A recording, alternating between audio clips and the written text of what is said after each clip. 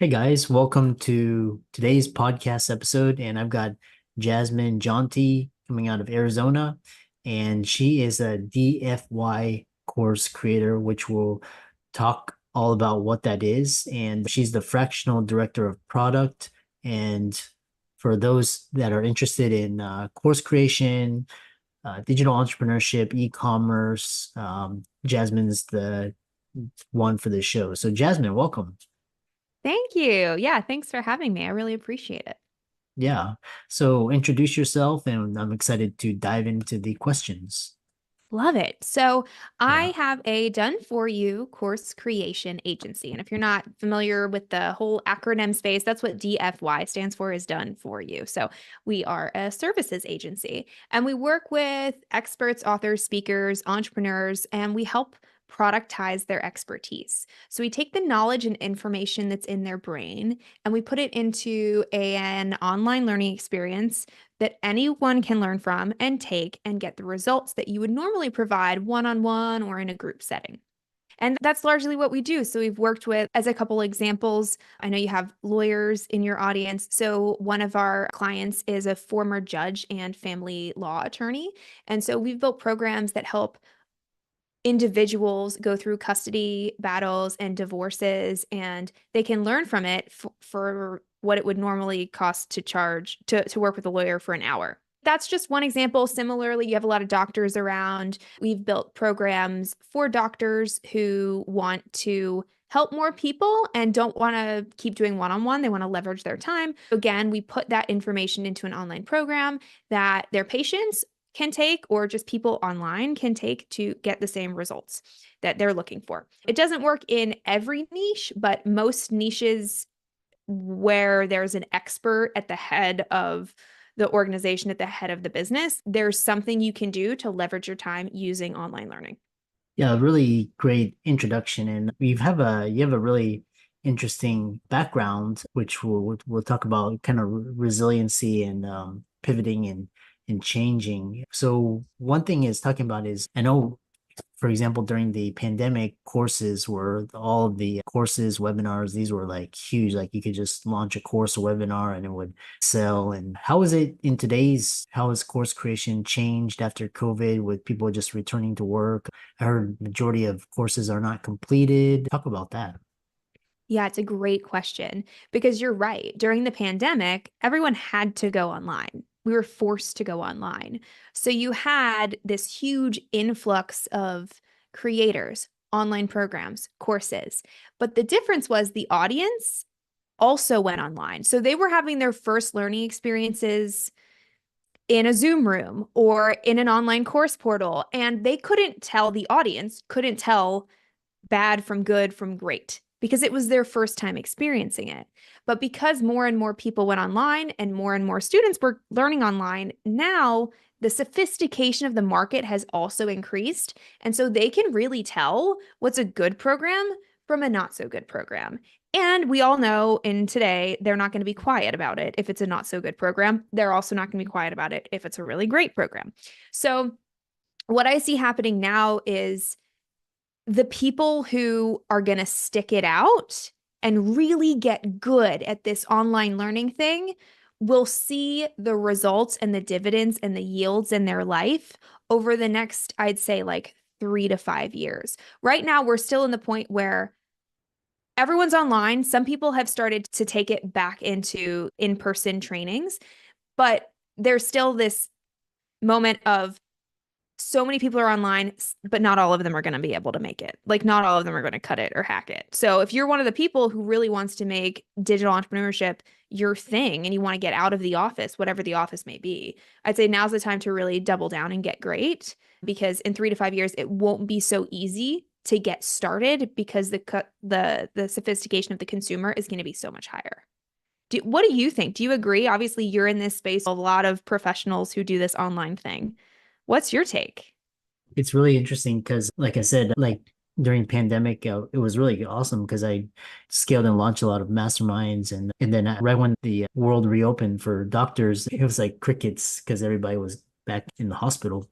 And what's interesting is there's a lot of physician brands and influencers, they were selling these, in my opinion, extremely overpriced courses. There was like got around that it was like they're overcharging and you could learn everything they had from like a book, and that's tainted the course creation type thing. And so I know a lot of people are now, I think courses are still like I haven't like I said, you know, people are more on YouTube and podcasts and they consume it that way. But I think if you have a really devoted, dedicated community, and like you were saying, if you really hone the skill of just educating, like creating like a school, like a really good program, it'll do well. But I think it's a lot harder now. Which moving on is this talk. The one thing what are some common mistakes? Course creators, what are the most common mistakes you see them make in content, and how can they be avoided? What should they be aware of? Absolutely. I think the first thing is that the content needs to be actionable. And it needs to be actionable in the right order and sequence, which at the basis of that's instructional design. That's what instructional design does, which is why a lot of experts, they know what they know, but they don't know necessarily how to teach what they know. You have someone come into your office and you can look at their symptoms, you look at the challenges going on, and you can pinpoint, okay, here's the root cause. But if someone doesn't have that one-on-one experience with you, how are you going to teach them to self-diagnose? That's really where the art and science of teaching comes in. And as experts, as I said, you know what you know, but you don't necessarily know how to teach what you know. And at the end of teaching what you know, you want to send them away with the right actions in the right order so that they can get the results on their own. And a lot of people think, oh, like I made it actionable, like I told them some things to do. But really, the best actionable content, you tell them specifically what to do at the end of the training. You make it very clear, you write it in the portal. And if there's any resources you can provide to make that action easy, you provide those. So rather than just saying something like, I don't know, we're doing a podcast. So rather than saying, go get your podcasting equipment, it's buy these three podcasting pieces of equipment and click the links below to get them and order them in the next 5 minutes. That's very clear, concise, crisp. I know what my definition of done is.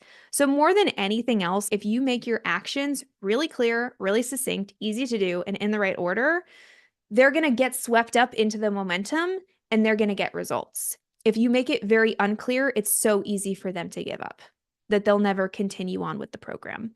So that's my number one piece of advice. And there's more, but if I were just to make this actionable for you, one thing, make your content really actionable. It's a bit meta, but. I know the other thing is the impact of community. And so, how Mhm. incorporating a community with the course, the pros and cons of that strategy. Yeah, when I consider communities, I think about what's the audience that you're working with. Some audiences love community and they're going to engage in it and they're going to join the program just to be a part of the community. And other audiences really don't care. Like straight up. There's audiences out there, they don't care about the community. They just want to get in, get the result, and get out. And it's also, so it's related to who's the ideal client that you're working with and also what's the transformation, helping them receive. If it's a long-term transformation, the community becomes very important. If it's something short and binge worthy that they're going to watch and do once and not really go back to, then a community isn't really a value add, it's a distraction. So when you think about your community, if you're, first of all, if you're going to have a community, you want to consider, is that going to be a value add for my ideal client? And is that going to be a value add based on the transformation they're trying to receive? And then if it is, right, if you decide, yes, I do want to have a community, my favorite way to work with content and community is to activate the community at certain points in the content. So let's say I'll come to this podcasting course since we're here on a podcast. Let's say you create an ideal listener profile. This is something that you want feedback on.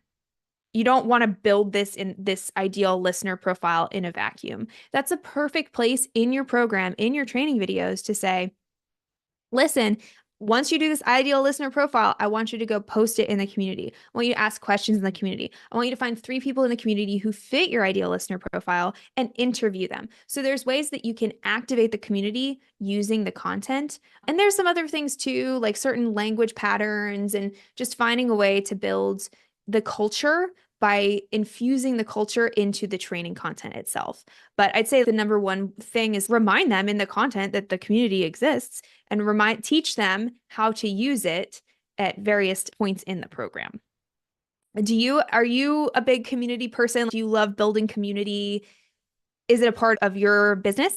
We do have a community, and that's the like events and community are is the next step for myself and my brand. Right now, I'm in the process of building the brand, and I think we have community, but it's not like a Tony Robbins community or strong like these really that what do you call them? They call them the raving fans. Yes. Yeah, it's nothing Yes. like that, but that's what I'm. But yeah. I'm sure you're on your way though. There's this really great article out there called A Thousand True Fans. And it's the Mhm. idea of if you just have 1,000 people, like you don't need a million of people across the world who think you changed your life like Mr. Robbins. If you just have 1,000 true fans who've been really affected by your work and are willing to say nice things about you, then that's really all you could ever need. So it makes it feel like a little more achievable. Can I get make 1,000 true fans in my lifetime? I think I can. Yeah. So you're probably closer, and anyone listening, you're probably closer than you think as well. Interesting.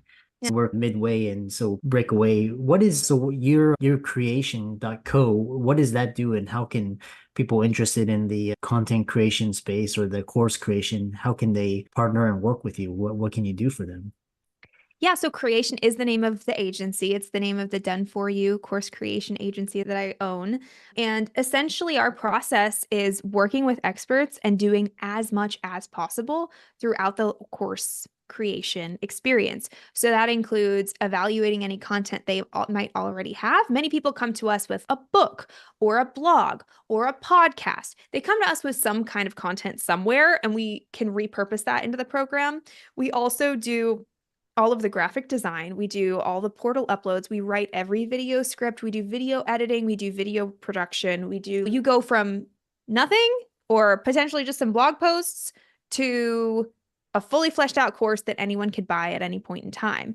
Now, I also think it's really important to realize what is your goal with creating a course? Is it to add a new revenue stream?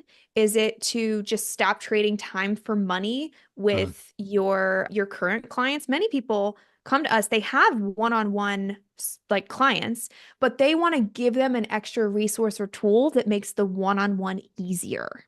Because mm, now in the one-on-one, you're not explaining the same things over and over again to all your one-on-one clients. You're just asking, or I'm sorry, answering their questions about the training content. Similarly, is there training content for your team that you need to produce? Like one of my favorite use cases was a CFO that we worked with, so Chief Financial Officer, and she was a fractional CFO with a bookkeeping agency and a tax agency, right? She's a CPA as well. So all things financial. And we built programs for her that helped individuals deploy certain tax strategies into their business. It trained her incoming team on the tax strategy. It helped her one-on-one clients.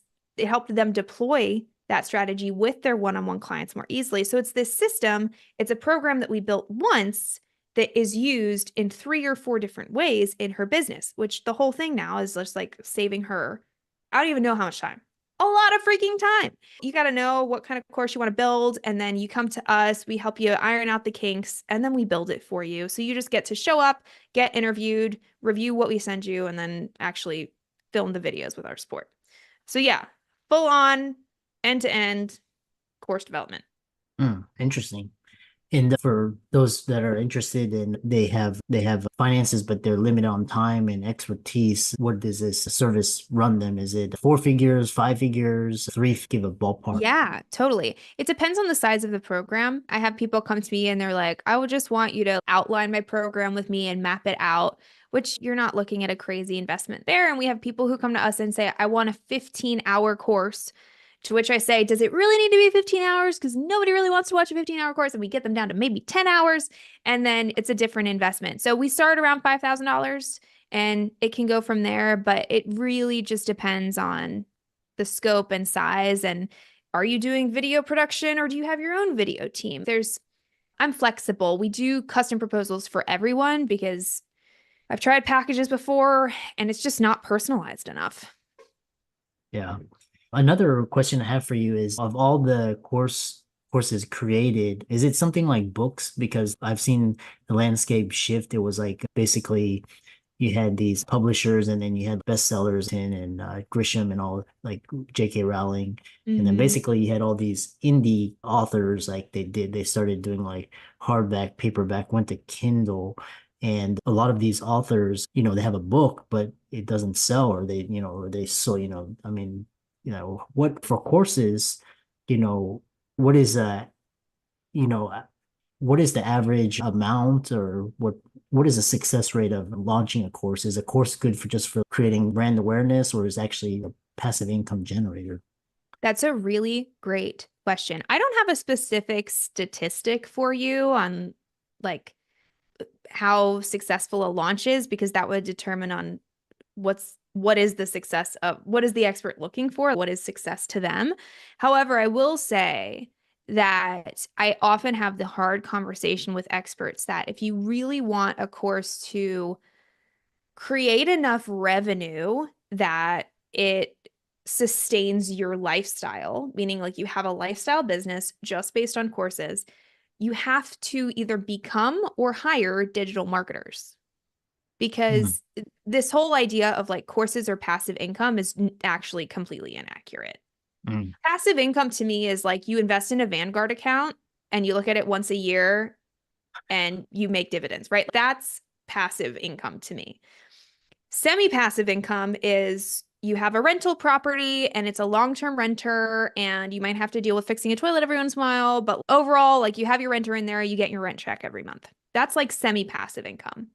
Courses, in order to continually sell, you typically have to have continual content or ad spend or SEO work or and so whether that's you doing that or someone on your team doing that, someone is doing that.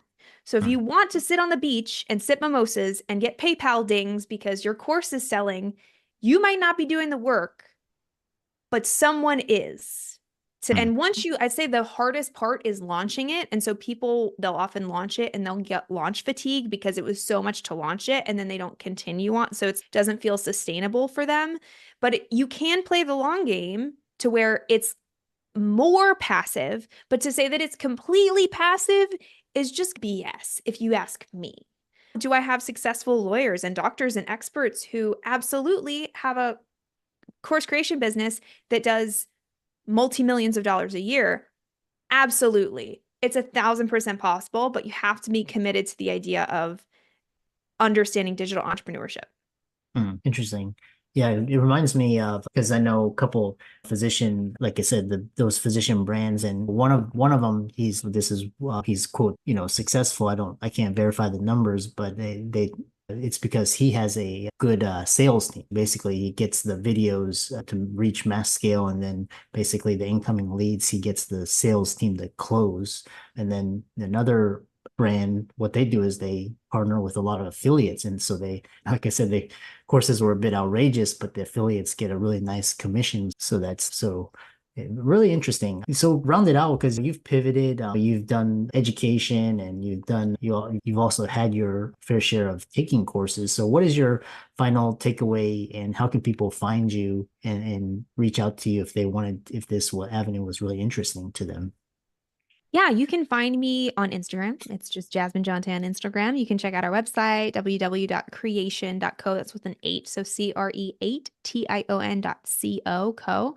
And I think more than anything, like it's an avenue that people should is a violent word. It's an avenue that people could consider if it aligns with their lifestyle. And there's also a lot of charlatans out there. There's a lot of marketers who are really good at marketing what they're selling. And I'm a kind of person, clearly, I shoot it straight and I don't hold back. And so, if anyone's out there like thinking, I have this idea, I don't know if this is like a really awesome idea or the worst idea in the history of the universe, reach out to me and I'm happy to give you my 2 cents and you can use that information to make a decision. I really love that. And Thanks. yeah, for the audience, let's thank Jasmine for coming on and sharing her wisdom and expertise. And her socials will be in the links. Be sure to give them a follow. Check out her website and see if it makes sense. And thanks so much for coming on. Thanks for having me.